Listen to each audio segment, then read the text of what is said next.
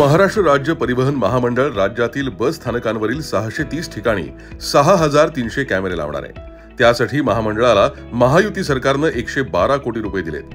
त्यातील 111 कोटी रुपयांमधून नवीन सीसीटीव्ही कॅमेरे बसवून त्याची 5 वर्ष देखभाल करण्याचं काम TCIL या कंपनीला देण्यात आलंय। राज्यातील महिलांच्या सुरक्षेच्या प्रश्नी उपमुख्यमंत्री एकनाथ शिंदे यांनी आजवर कायमच ठोस भूमिका घेतली आहे। यामुळे शिंदे साहेबांनी पुढाकार घेऊन राज्यातील एसटी आगारांच्या आणि महिला प्रवाशांच्या सुरक्षेसाठी सीसीटीव्ही बनवण्याचं सूचित केलं होतं।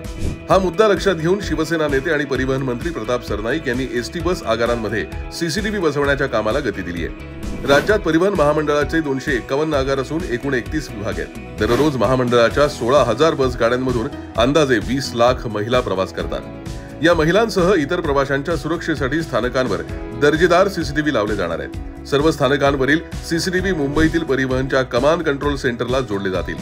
त्यामुळे राज्यातील प्रत्येक स्थानकांवरील हालचाली राज्यातल्या वरिष्ठ अधिकाऱ्यांना समजू शकतील। याचबरोबर आता बस स्थानकांसह बसेसमध्ये देखील प्रवाशांची विशेषतः महिलांना सुरक्षित वाटावं म्हणून लांब पल्ल्याच्या गाड्यांमध्ये सीसीटीव्ही बसवले जातील।